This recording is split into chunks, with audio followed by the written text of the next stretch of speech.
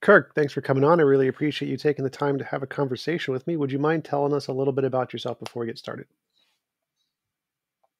Yeah, so I'm a Canadian philosopher, mostly trained in Canada, um, and I actually live and work at a small place called Klaipėda in Lithuania. So I work at an English-speaking university there. I work mostly in philosophy of religion, and now a little bit um, in African philosophy. Um, my doctoral work, I was more kind of interested in epistemology, but I kind of haven't done too much on that lately. Um, and that's about it. Cool. I'm an atheist, by which I mean I believe that naturalism best explains everything about the universe that we see. I believe our topic today is: would God's existence make the world a better place? Could you tell me some more about your position regarding that?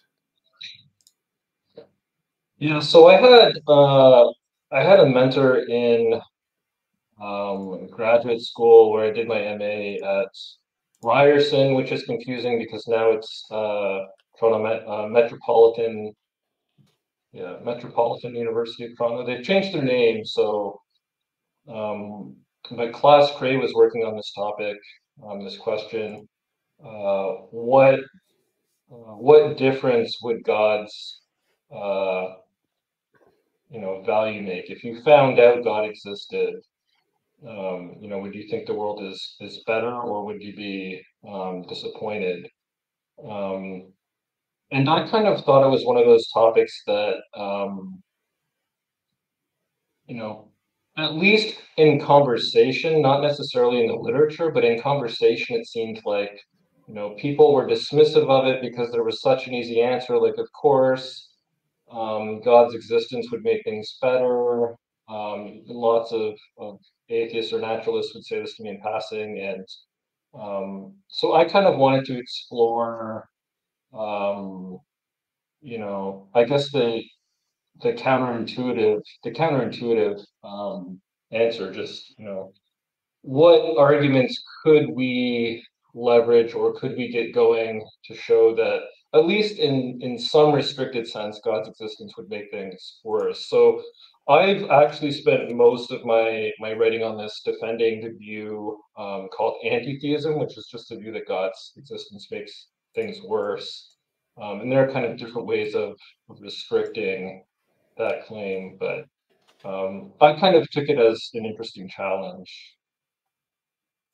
Well, it's interesting. Like my intuitive answer would be it would probably make things worse. Like, is the question: if God existed, would he have made the world a better place? I think that would be a yes for most atheists. Or is it more like, if we knew God existed, would that make our outlook on the world seem better or worse? And I think most atheists would still say no, still say if God existed, we would be very depressed because he's a pretty terrible person in the Bible or something along those lines. So I think that most theists would have a clear yes answer and most atheists would have a clear no answer. Uh, yeah, I mean, I think there are interesting. So the literature has tended to just look at, I mean, I call it kind of bare theism or bare monotheism. So let's just look at, a being who's all powerful and all knowing and all loving. But I think there are really interesting implications that are kind of under discussed where, well, are is the Christian God and God of Islam identical? No. Well, there might be axiological differences between them. What about, Christianity versus just bare theism? But I think the general comparison is supposed to be something like, um, imagine two worlds that are identical in every respect, in as much as possible. Um, you can say this is our world, and in one of those worlds, God exists, and in the other world, that's the same in every respect, or in as much as possible, God doesn't exist. What would be the value difference between those two worlds? Um, Well, That, I would. that's the general comparison. Well, my initial question would be is like if God doesn't exist, that doesn't mean that there isn't something else like a natural law of value or something that does exist in its place. And so, is the comparison? How do we define God here as like a conscious being that created the universe? I'm imagining something along those lines. And if that thing didn't exist, it would still be possible for there to be a naturalistic Brahman kind of a thing in Buddhism where there's no consciousness, but there is a heaven, there is a value, there is meaning and purpose. And so it's hard for me to answer that question because the first thing I think of is the possibility that anything God could accomplish could be done without a conscious being. Um, and so the only benefit that the conscious being would have would be the ability to make appeals to it, to pray to it, to do stuff. And the hope that because it's conscious and similar to us, that we can influence it to make lives better or something along those lines. That would be the only possible benefit. But I still think you could achieve that without a conscious mind, like a magical wishing well kind of a thing. So it's I don't understand why people would answer yes to if God existed, the world would seem better value. What would be the what justification would that have? Okay, so yeah, so I can give you some of the pro-theistic arguments, but I should say that you've touched on something important, and that I think if you read kind of the philosophical or academic literature is often neglected.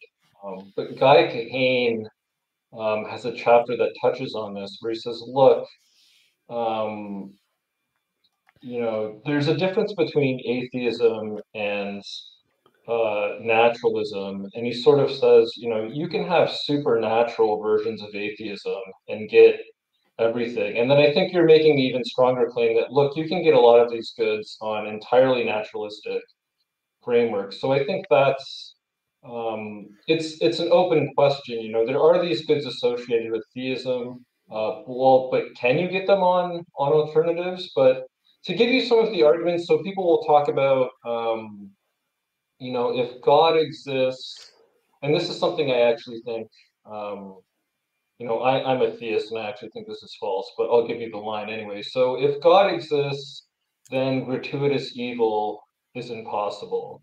So God's existence would somehow ensure that every instance of evil either leads to a greater good that is otherwise unobtainable, or prevents some worse suffering, or something like that.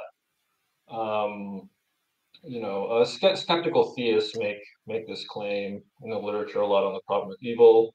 Um, so that's one reason. Now, of course, the question is, well, are there non-theistic or naturalistic worlds that could get you the same thing, right? So that's kind of a question. Um, another thing that's been appealed to, people will talk about um, cosmic justice. Uh, so it's I guess it's related to the idea that there's no gratuitous evil, but also somehow in some way, in the final analysis, God's going to ensure cosmic justice. I mean, I don't think you need to go um, hardcore, traditional heaven and hell. There could be differences, but somehow God's existence is going to ensure this. Um, you know, the I'm trying to think of some of the others. God's existence will ensure an afterlife. An afterlife is what gives us meaning. And again, for all of these things, we can ask, well, do you really need monotheism for that? Yeah, because my initial response would be like reincarnation or something. You can have the same kind of justice outcome, and you don't need a god. So, what is your position? What are the arguments that you've explored? The position against God would make it better. Yeah, so I've defended in my Palgrave book, I mostly defend what I call narrow personal anti-theism. So it's a qualified It's a qualified version of anti-theism. And the narrow part just means we're just talking about a specific good or a specific axiological judgment, so not an overall judgment. And the personal part, I just use as a just to indicate it's with respect to persons, right? So you can imagine two worlds with no persons. How would God's existence affect them? But I'm talking about personal goods or personal bads. So I defend the claim that God's existence would make things worse, at least for certain people, and in certain respects. So I'll give what I think is maybe my best argument for me. It's really found first in the work of Guy Kahane. I think I develop it more, but it is original to Kahane. But I argue that at least with respect to privacy, God's existence would make the world worse. Then you might think, well, if God's a wholly good being, does it really matter that God has access to us?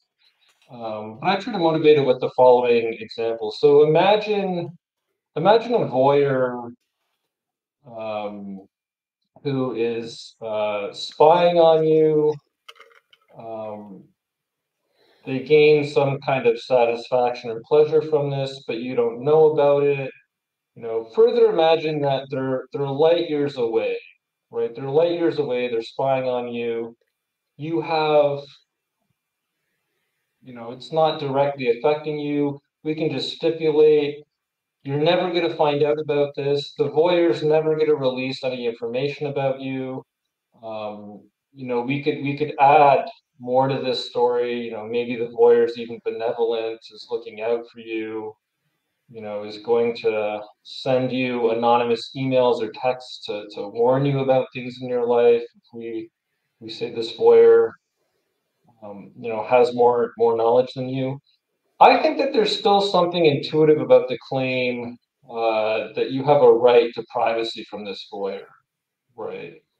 That there's still a sense in which your privacy is violated. So you haven't consented to this, right? You haven't consented to this. This isn't like living with a spouse. You can't, you know, be upset that you don't have privacy from your spouse. This is something you haven't consented to. So I think this case is at least, somewhat similar enough to the God example to get you personal anti-theism. And so it's not a really strong claim in the sense that God's existence makes things worse overall. But I think it does get you this conclusion, which, at least with respect to privacy, God's existence makes things worse. And so I think even some theists are shocked that you can get this conclusion, that even with respect to just one thing, God's existence would make things worse. So the privacy argument is the main argument I develop, and no one's talked about. So people talk about the complete understanding argument. So I argue that if God exists and you know and is we're not talking about deism here. So we're talking about a God that like interacts with the world. I think it's possible this would mess with the scientific method, right? And hurt our ability to understand the universe, or to know about laws. And I also think there's a being on this view, namely God, that we just can't know everything about. So there's an object we can't know about. Where naturalism doesn't seem susceptible to these worries. Like in principle, the universe is fully understandable on naturalism. Maybe it's practically impossible, but at least in principle. So that's another argument. You might think that our ability to understand the universe is somehow worse if God exists. So those are two arguments for a narrow version of anti-theism. Well, does theism necessarily imply that God is watching you? Like, could there be a version of God who doesn't watch you specifically? He knows everything, but he isn't necessarily observing you. Yeah, so I think probably not. I think if we're talking perfect being theism and God is all knowing and all powerful, I just think it logically drops out that, God knows all of our mental states. Otherwise, there would be something God doesn't know, and so God wouldn't be all powerful. So if we're stipulating the all kind of all knowing and all powerful thing, I think um, Linda Zagzebski, I think, is working. She's written a small book. She's working on, I think, a bigger book on a divine attribute called omnisubjectivity, which she thinks drops. She's Catholic, so she thinks it drops out of the traditional divine attributes, that God has perfect empathy, like can imagine what it's like to be you perfectly, with the exception of maybe always remembering that God is God. So if something like that's right, I mean that's not just propositional knowledge. I mean that's a really intimate kind of knowledge that, not even a spouse or best friend would have. Like if it's first personal experience, first personal perspective. Um, Would that be fundamentally different from the universe recording all of your actions? So let's say that the universe has some B theory of time where all instances of time actually exist simultaneously. And so all of your um, actions and experiences are being recorded on a camera. The camera obviously isn't conscious, but I think that would be equally as bad or equally as much of a parody as saying that there's God is watching you, but in a naturalistic world without the God, you could still have all of your actions being recorded. yeah, I should say I don't know anything about philosophy of time, but I think what would make maybe the theistic version I'm describing worse is God knowing um, your mental states even. I don't know if that would be the relevant difference, but um, Well, those would be recorded too in B theory of time. So anybody who could potentially go back okay. and read. Well, yeah, so I mean maybe that is relevantly similar then. With maybe the distinction being if that's in a naturalistic universe, there's maybe no consciousness like watching or observing it, so to speak. But yeah, that's really interesting. So the other thing that comes to mind is the idea that if there is an all powerful being out there who's all good or something, those would be like two of the criterion for a definition of a god. Um, if such a being exists and does nothing to help people in suffering or in need, then it seems like knowledge that such a being exists would inherently make the world a worse place because it's like Peter Singer's argument that if you see a drowning baby and you're able to help and you don't, then you're incompetent in some way. And so if this God did exist and didn't alleviate all suffering he was able to, then necessarily the world would be a worse place because there's just this being out there watching all the suffering and doing nothing, as opposed to an impartial nature of some kind. And so my problem with it would be is it's necessarily going to be worse because there's this being capable of doing things but not doing anything to help. Uh, Whereas in nature we don't have that. If it's just a law of physics, it can't really doesn't really it's not paying attention to anything.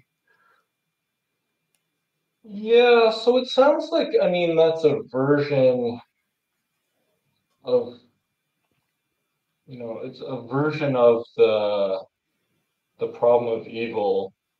Um, Myron Penner and Ben Arbor, who passed away unfortunately, tragically, they co-authored a chapter, um, that argued if you endorse the problem of evil, so say you're an atheist and one of your reasons for atheism is some version of the problem of evil, they actually think that you're committed to protheism. And the reason for this is that you're committed to the view that if there was this really good God, God would be intervening in the world and the world would be better, or at least we would have a guarantee that if the world is still the way it is, none of the evil in it is gratuitous.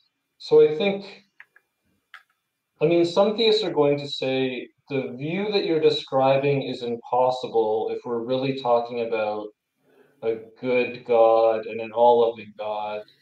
What you're describing is something like an indifferent God. Um, what you're describing is really like evidence maybe for atheism. But if it turned out that there was a really good God, they wouldn't just be standing back and doing nothing. Well, yeah, that would be like So the I think question. the Go ahead. yeah, I think this is where like the value questions about God and the existential question or existence question about whether God exists, they actually kind of rub up against each other. Um, Yeah, for sure. I'm trying to like think of answering the question from the perspective of any person, any given human that you ask. Like, would God's existence make the world a better place? And if I see kids with cancer, and I know that there is some all powerful being who has the power to create universes and is doing nothing to help, to me, I that think, seems like we're in a terrible universe. Like, this is like a prison from my yeah. perspective. Even if you want to define perfect goodness as whatever his will is or whatever. And so he's totally fine to drown babies from his perspective. From my perspective, the world is a worse place. The world is definitely a worse place to have such a being there with the power to create universes doing nothing to help these kids dying of cancer. Um, and so even then you would ask the question like, well, what if a different kind of God existed, a kind of God that would literally help people? Then I would think, if such a God existed, we wouldn't have the world we have now. But that doesn't really answer the question of, if we're looking at the world we have now and then ask the question, given this world, would a God's existence make this world look better or more bleak? I think if we start with our world as we see it now and assume that God exists, then it looks far more bleak than if it was just random natural forces of some kind. So I'm sympathetic to that line, but let me try to see if this moves you at all. So what if someone said to you, um, I mean, I'm in Lithuania right now, and we have an influx of Ukrainian refugees. 25% of the students at my school are Ukrainians. So I'm too close to comfort in terms of witnessing the fallout from this war or genocide, whatever you want to call it.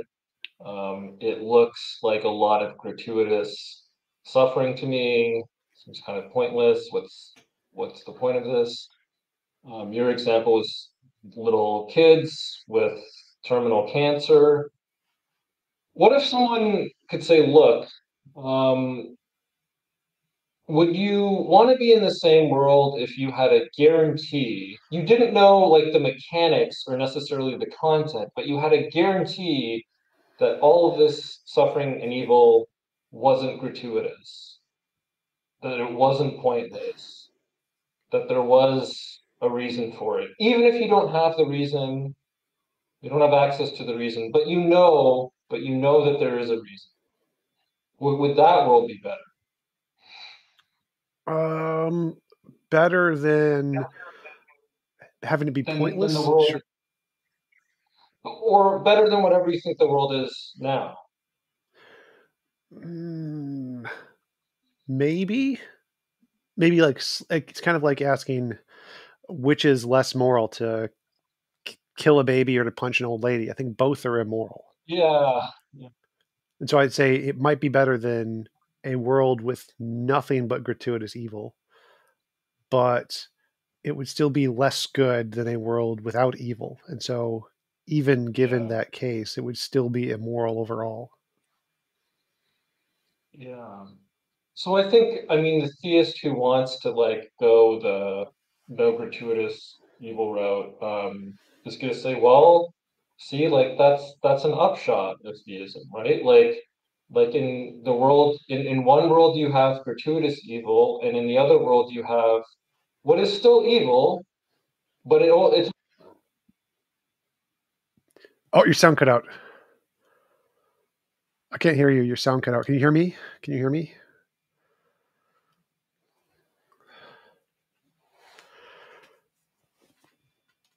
No sound.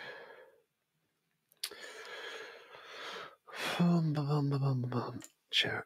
Sound cut. Sound out. Sound out. Try reconnecting.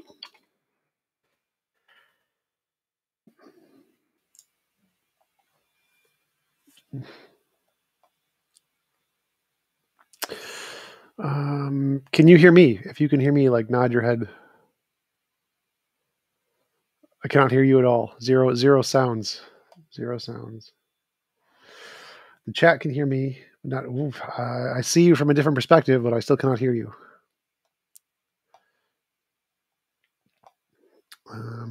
There's a settings option. Press the S key or the gear in the bottom right and go to audio and change mic. Maybe I have no idea. I don't even know if you can hear me. I don't know if anything I'm saying makes sense.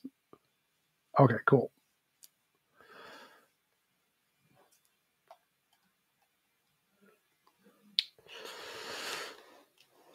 You can try plugging in your headphones again and see if it changes to that mic. When in doubt, restart. Yes. Have you tried turning it off and turning it back on again? That's right. Oh, I hear things. I thought I heard something. Can you hear this? Oh, it's extremely scratchy. I hear something, but it's extremely scratchy. So, Oh, it's a little better now.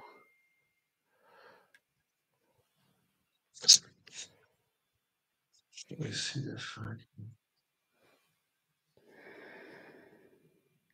raise things.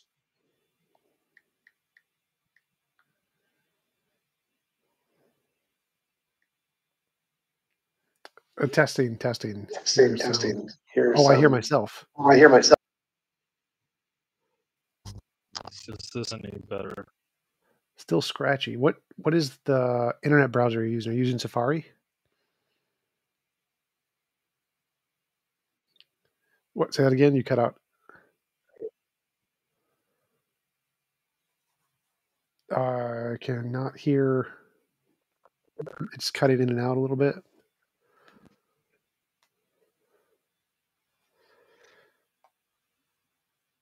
What about now? Very scratchy. It's like it has like a delay. Delay. Yeah, it's like hitting a buffer or something. So it's like very scratchy. I feel like you're coming in clearer Oh, now. oh, that's good. I can hear you there. Okay, there. I think it kicked in. Gotcha. Okay, Gotcha. sorry about that. No problem. All right. So you were saying gratuitous suffering on a world with gratuitous suffering versus a world without gratuitous suffering.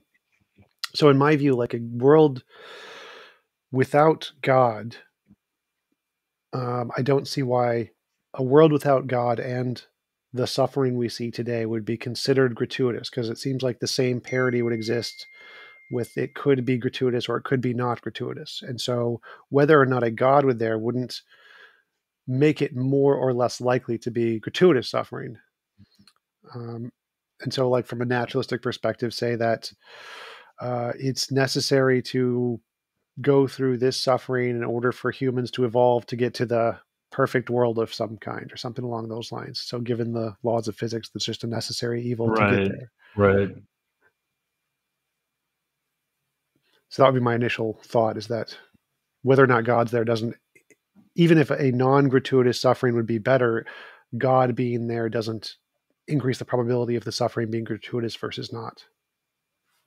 Yeah, I mean, it's a view hard. It's hard for me to defend this view because I don't hold it. But I think some theists are going to say they think God's existence logically guarantees that you know just given the divine attributes, you can't have gratuitous evil. So you do have this guarantee, even if you have no clue, like the reasoning or the mechanics of it. Um, I think that would lead to more like a theological debate, because I think I would say that that's not entailed in God's definition. And if you want to say it is entailed in God's definition, well, then I can just apply the same definition to some naturalistic law of physics. There's some super law of okay, physics that yeah, guarantees no gratuitous evil. And so we can yeah. parody the same thing. Yeah, and I mean, I think some of this again comes back to, potential axiological differences between, uh, you know, different religions. Um, yeah, you know, I think a lot of the literature kind of presupposes that, look, bare theism, Judaism, Christianity, Islam, we can talk about, the axiology of theism, and everything we're talking about applies equally to all of these views. And I think that's just naive, I think. Um, Also, like, I don't understand why that would be the case for like taking the definition of God as entailing that there is no gratuitous evil, unless there is some well, like proof of that, then it seems like I could equally say that the definition of some naturalistic law entails that as well. And the probability that God has this definition entailed in him versus the probability of the universe having this definition entailed in him seems to be equivalent. yeah, I mean, it's going to be something like God is all loving and all powerful and all knowing, right? So he has, everything God needs to, if not prevent evil from happening, because say wants us to have morally significant freedom or whatever, or something like Plantinga's free will defense, trans world depravity just can't guarantee the world isn't going to go wrong, but he can guarantee um, the evil isn't going to be gratuitous. You say, well, do you get those divine attributes from something just like the natural theology, like the arguments for the existence of God? I mean, I don't know, probably not. So are you going to revelation for that? I mean, maybe you're going to divine revelation, and then I think you're really okay. Well, now we're really talking about something like the Christian God, right? Not bare theism, and then you're going to have to do work, a lot of theological work, uh, to show where you're getting this conception of God from. And I guess, you know, the counter to what you're saying is going to be something like, well, there's more evidence to think this kind of God exists than just, stipulating it ad hoc in the naturalistic world. But of course, then, we're slipping entirely into now questions about um, existence instead of value. Right. But And I I, think I that do find I do find what much of what Guy Kahane says compelling, where he says a lot of these goods you really can get in atheistic worlds. Um, yeah, so I think that would agree. I would agree with what you said earlier, where that's where the two topics rub up against one another. Because from my perspective, from most atheist perspective, there is no evidential difference between God having these properties and that being more likely than the universe having these properties. The right, atheist perspective is right. that the theists are just ad hoc adding these in to try and make it fit their belief system. And so us doing the same in the case of naturalism would be an exact parody, essentially. Um, Yeah, and so if from that perspective, from the atheist perspective, where they're both ad hocly adding them in and they have equal evidence, then it would seem like it would be a defeater for the argument from the perspective of the atheist. Because from ours, like, there's no difference here. There's no evidence difference. It's just we're both asserting properties, essentially. In which case, um, the likelihood God has these properties is the same as the likelihood the universe has the properties. And so it wouldn't have a substantial difference for whether or not evil was gratuitous, whether or not God existed. But I could see from a theist yeah, perspective, the opposite would be the case. yeah. I mean, I think if that were true, uh, then I mean, at least with respect to gratuitous evil, I mean, you would just say it's a wash. God's value impact wouldn't make things better or worse. So wait, some have described that view as neutralism, right? So, um, if you discovered God existed, it would have neither a positive nor negative impact on the world. Right. So for gratuitous evil, but from the perspective of my original question, it's like if I see a baby suffering of cancer and know there's a God who has infinite power, even if he allows this for some reason, he's not change. He has the power to change it, but isn't doing so. And so, from my perspective, that would make the universe worse because there is a being powerful enough to make a difference who isn't making a difference for whatever reason. Doesn't matter what reason he gives. And so, I would see that as a negative. I would see that as the world is a worse place than if it was just a law of physics or something that's just governing things impassionately. And then that would make perfect sense why we see the suffering because it doesn't care. Um, Rather than having to add in these extra features of, oh, it cares, but it has some unknown reason of why it's not doing anything. To me, it seems like that's a much yucky, evil position to take. Something that I don't like, a universe I would not like to be in, as opposed to when it was just a natural force that's just acting randomly. Yeah, so that's that would be like an argument for anti-theism uh from a lack of divine intervention or something like that, or from a lack of divine empathy and intervention. So some work by Paul Draper, who's at Purdue, he has some interesting arguments for evil. I'm not up to date on his most recent stuff, but he says these the existence of evil wouldn't necessarily show that there's no God. It would show that if there is a God, it's it's indifferent, right? So it's what you think. You, Oh, I want um, to. My argument's a little more specific here. I'm saying answering the question: would the world, if God exists, would the world be better or worse? And I'm saying if God exists and allows his suffering, then there has to be this reason for allowing the suffering. yeah, And there, a universe in which there is such a reason would be a worse universe than a world that doesn't have such a reason. And so, if God exists, then it entails there is this reason to allow suffering. And if God doesn't exist, no reason exists. Like, potentially, there's no reason why the suffering could exist. We yeah, could solve all of it in the yeah. future. And so, the existence of the God entails this negative attribute in the universe must exist. That there is this reason to allow all of the suffering that we see. And a better universe would be one where there is no such reason. Yeah, I mean that's an interesting argument, and I don't think it's really been explored that much in this context. I mean, so there's this question, with respect to something like evil, is it better for it to be, I don't know if rant or just a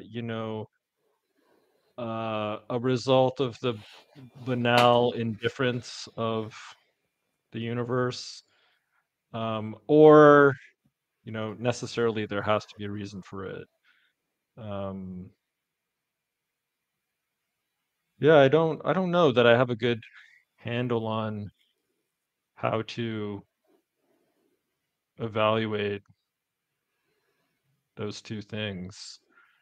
Um, Yeah, my initial thought is in the naturalistic universe, if there is no such reason, there's a potential way to solve all suffering. We don't need it. We can get rid of it. We can achieve a perfect world without it at some point. If there is law exists where this suffering is required for some reason, that seems to be in and of itself an immoral fact about the universe.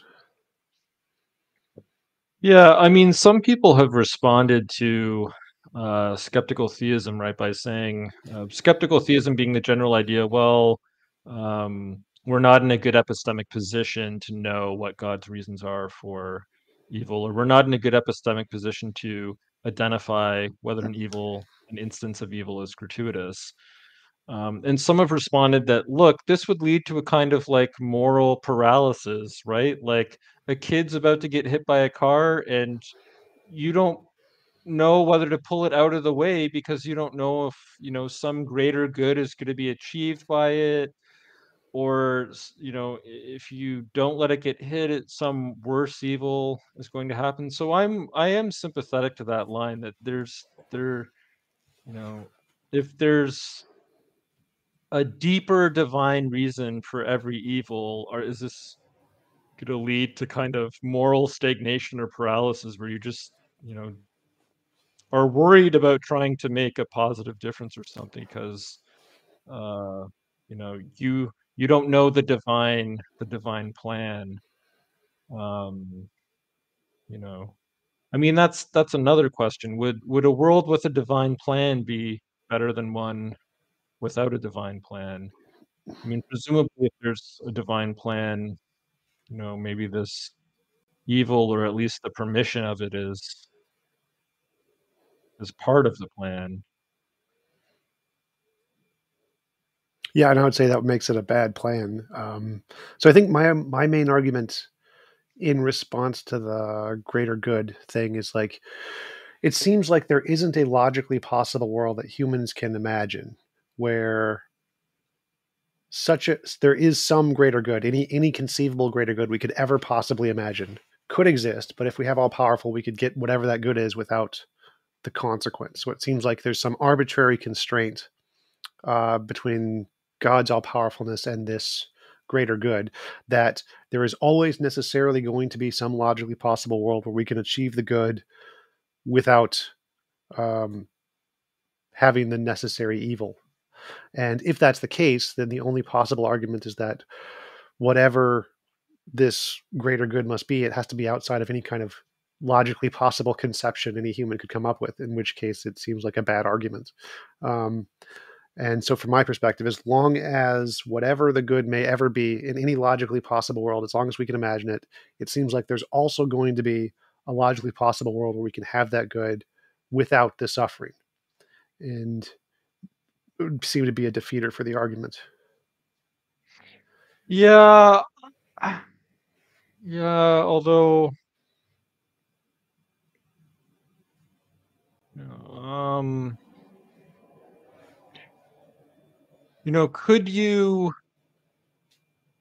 could God get humans, to freely love God, to like libertarian free love God? I mean, it seems like that's a good, or if we just assume for the sake of argument, it's a good that God can't really get, even if he's all powerful, right? So, I mean, this might not be a good that you think justifies all the suffering in the world, but it's presumably something that, like, God just can't get, even though he's all powerful.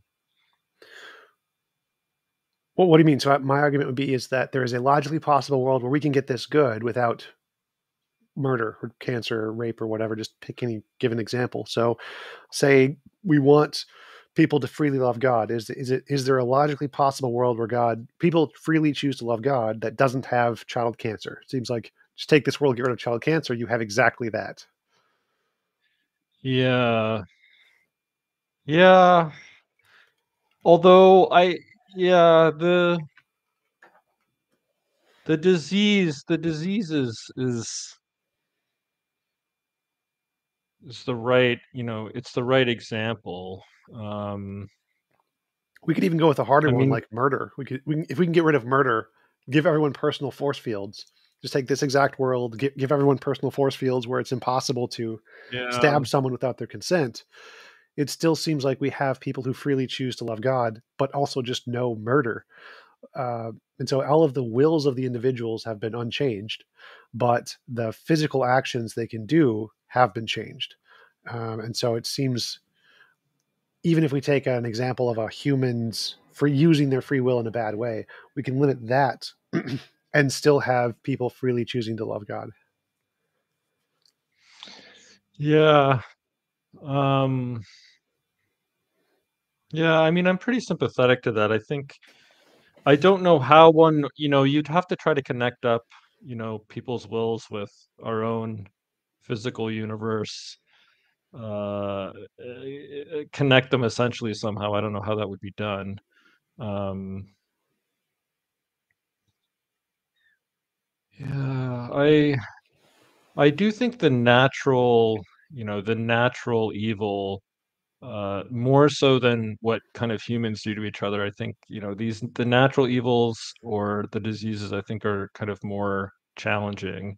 Because I think even with the murder case, you can say, well, God can't really create a world uh, where at least the possibility of murder is on the table. Now you say, well, personal force field, why can't we just change the physical constitutes of the universe without people's will? Is that possible? I mean, it seems logically possible. Um, would you get the same moral significance? I don't know. It seems like it. You would have genuinely free people in that world. Um,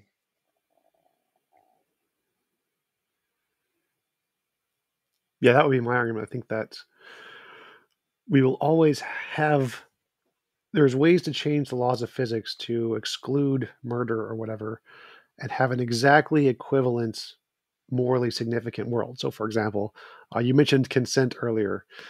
We don't consent God watching us. Well, I would take consent a little further and say every person should have the ability to choose which world they want to be part of. So we have a world exactly like this one, exact difference, or exactly the same in every conceivable way. The only thing we're adding in is people have a choice of whether or not they can live here or a different universe with different laws. In that universe, um, for anybody who lives here in this universe, you have exactly the same benefits of what we have now because the universe is identical. The only difference is people can opt out and choose to go to a different universe. And so in this universe, it seems like the moral goodness is equally it's possible to get to the highest extremes, but people can just choose to go to a universe without murder or whatever. And in which case, um, the only difference here is the fact that not everyone is forced to be in a universe where that is a possibility. yeah, I mean, I think part of what makes this discussion interesting is that a lot of the discussion to date has, I think, focused on like the actual world and like the nearest possible world, and so hasn't really thought about these kind of um, alternatives, which are logically possible, but maybe distant from our own world. And I think that's why we see these kind of rather narrow comparisons between theism and, I mean, they say atheism, really naturalism, theism and naturalism. And the descriptions are all kind of about, they read as if they're about the actual world. I think that's what people have in mind. Um, but yeah, I mean, thinking about these broader possibilities, I don't know. I don't know how they would shift intuitions. Um, so do you think that, the world would be better or worse if we had immaterial souls? So kind of disconnected to, say, questions about theism, but indestructible immaterial souls. Depends. So, like, I would say, given a world where we have, assuming these survive after death, that's why indestructible, I imagine, that means Yes, yeah. it would be contingent on what happens after death. So, for example, say I have an immaterial soul, but we get sucked into a black hole and we just get to experience black wholeness for eternity. I'd probably worse. But if there's some freedom, it's like we can be ghosts and go harass people or whatever, probably better. At least some degree of funness there, as long as we have emotions. So as long as we have an immaterial soul with emotions that can do stuff and have some level of freedom, um, that would probably be better. I would like eternal afterlife where I could haunt people. That would be preferable for sure. Um, but just having souls in and of itself would be neutral because that could be better or worse or the same. And so it would depend what would happen with those souls. So yeah, I mean, I agree. So we've been talking about um, what happened, like evil and suffering in if not this world, in uh, our lives. But what if someone said, uh, Christian universalism is true. So let's say Christian universalism, the view that everyone eventually, no matter the details, maybe there's purgatory, maybe there's whatever, you get a second chance, but everyone eventually ends up in the Christian version of heaven, whatever that is. It's maybe the beatific vision. Let's stipulate worries about, we can account for worries about um, boredom that Bernard Williams raises. Let's just say we can get a good, infinitely good afterlife, and it's guaranteed because universalism is true. Would that world be better than um, a world with no afterlife? So, say biological death or brain death, whatever Sure. is the end of I would definitely existence. grant that. I would prefer that for sure. Okay. Yeah. Yeah. So, I mean, so that's maybe one protheistic Well, I wouldn't say line. that, because then I'd say Brahman and reincarnation. You can get the same, where eventually everybody gets to enlightenment. Right. Well, I mean, protheistic consideration when the comparison class is maybe just naturalism, which is always the thing too in these discussions. The comparison class typically is just two things, right? And really, it just, I mean, I say this of my own writing too, kind of shows the ignorance of all of these Eastern and Southern Hemisphere traditions. Um, So but if the even if other we went interesting with, thing, I wanted to bring up, even if we went with just naturalism, we could say that there's essentially the Brahman kind of a universe with just naturalistic forces. And so I think it would be even more specific than that. This would be a comparison between the known naturalistic universe and supernaturalism. Because if we expand it to potential unknown naturalistic forces, that could entail some kind of a soul, a physical soul that we just don't know about yet, or something, yeah, panpsychism kind of a thing. And so it seems to be really a comparison between the known scientific model of the naturalistic universe versus adding in a supernatural aspect. And in that case, it seems like an unfair comparison because um, our known verified model of the world in naturalism, we're going way beyond that when we add in the supernatural. And so it seems like it would be a fair comparison if we could also go way beyond that in the natural world, a parity from the naturalistic perspective, and say, if we are extending past our known variables to degree X, we should be able to do that in both cases uh, and apply hypotheticals. We have a hypothetical soul in the supernatural realm. We have a hypothetical panpsychist mind in the naturalist realm. yeah. I mean, again, we keep brushing up, I guess, into this existence or evidential questions, right? So the theist is going to want to say, well, no, like I have evidence for theism, and I have evidence for universalism, and so I can just compare these models to uh I think what you called known naturalism. But of course then we're right back to kind of the evidential questions. um I Yeah, I like think to that's keep these all separate, but maybe I can't. yeah. Because to me, it seems like there's this presupposition laden into the argument that we have good evidence to consider these theistic questions. That, from a theistic perspective, is significantly better than the evidence for panpsychism or idealism or Brahman or any of the other alternatives or this hypothetical natural world we haven't discovered yet. Uh, but from the atheist perspective, there's essentially equal evidence for all of those, which is like zero essentially, or something so close to zero they're indiscernible. And so you have to answer the question from the two different perspectives of with this presupposition versus without. How would the question be answered? Would God's existence be better with or without God? And so it's like if I said that there are some naturalists out there who believes there's evidence of panpsychism, which there are. I've talked to several of them on my Yeah. show. They would be essentially in an equal position as the theist here and say, well, no, I believe that there's this infinite consciousness mind, so we do actually survive death. Um, from my perspective, a hardcore skeptic, all science, nothing but science. I'm like, no, you're both making stuff up. I don't see a difference here. And so, how does the different perspectives relate to this question? Because from my perspective, all three perspectives are essentially just the same here. I don't see why we should prioritize this one interpretation of a god from the perspective of the theists and not also see the perspective of the panpsychists as equally relevant to the question.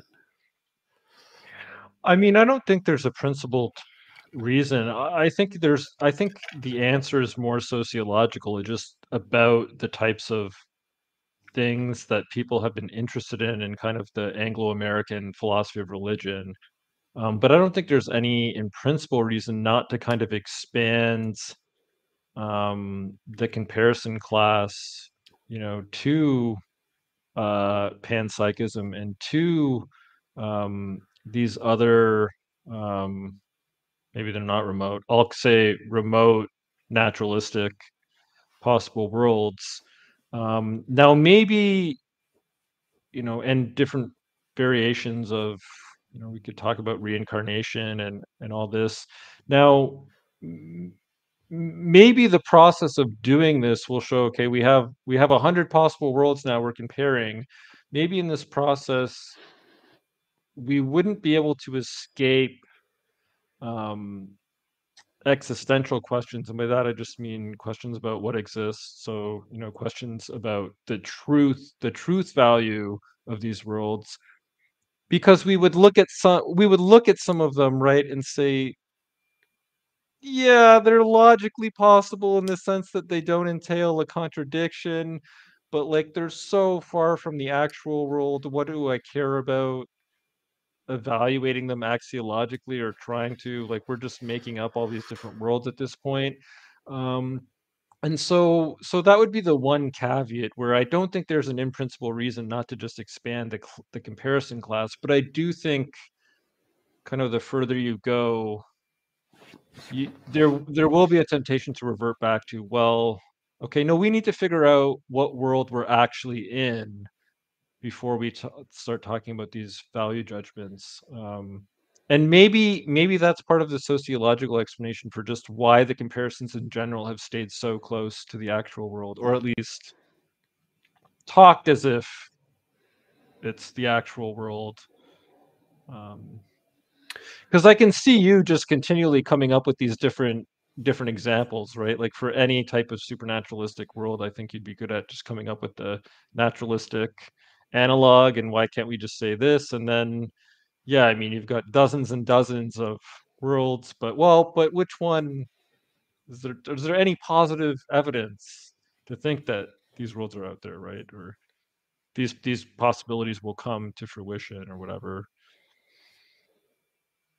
Yeah. My initial response is like, from an atheist perspective, looking at the scope of an all-powerful being who can create infinitely many universes, um, if you add that in as like a premise and a hypothesis, um, from our perspective, it now becomes infinitely complex. So I know many theists like to say God is perfectly simple, but from the atheist perspective, an all-powerful being Yeah. that can create infinitely many universes is definitely not simple. And so the probability of that being existing and being true is so infinitesimally low. It seems like a fair comparison to make up whatever possible world we can imagine and say, well, the probability of this is got to be at least a priori better than an infinitely powerful being that can create infinitely many of these universes, infinitely many multiverses. And so it seems like a fair comparison to make there to expand the possibility of these possible worlds kind of a thing, because it seems like the argument the theists are making is that there's this infinitely powerful being who exists, who could create infinitely many universes, but it's unfair to imagine those possible universes he could create, um, because they're just completely ridiculous. And so it's like saying there's an apple tree, which is impossible, but then complaining that, well, I'm just imagining an apple. Yeah. Yeah, I mean, maybe this is kind of what we've been talking about the last few minutes. They're kind of like it's a methodological problem for the axiology of theism or atheism in general. Um, what should be the relevant comparison class, and how do we draw these boundaries? How do we do so? Can we do getting into the, talking about the evidence for which of these views is true? Um, Yeah, I think if that's we can't, really then we're kind of back to traditional philosophy of religion, which is what I was trying to get away from. So, yeah, because I think that's when I bring up these examples, I think that is very much the go-to argument that, oh, well, we have evidence for our position, and these are just kind of ad hoc hypotheticals that are not in the relevant comparison class. And from an atheist perspective, that seems rather arbitrary because it seems like, why can't we use these as relevant counterexamples? It seems like they are exactly very good parodies. And so, in order to try and exclude those, you would need some independent, like evidence, like you mentioned. We go back to the philosophy of religion and apologetics, say, oh, we have evidence of this position and those don't, or something. And so it seems like if we're without any presupposed evidence for God, then these are relevant examples that are equally justified. And only with the addition of that other evidence, if it existed, would it be justified to exclude those examples. yeah, yeah, no, I think that's right. And I mean, it kind of sounds like, I don't know, there's a paper topic in there somewhere about the methodology of the axiology of theism. Um,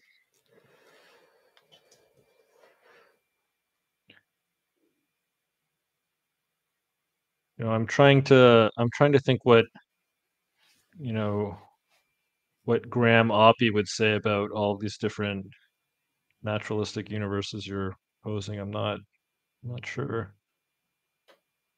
Yeah, I definitely like to hear his thoughts on this topic. But we've been going for about an hour. It was a great conversation. I really appreciate you coming on. Do you want to give any links or references where people can find more about you and your work? About my work, www.kirklougheed.com. KIRKLOUGHEED.com. All of my books and articles and everything about my academic work is up there. Awesome. Thanks again for coming on. Really appreciate Great. it. And I hope you have a wonderful day. Thanks for having me. You too.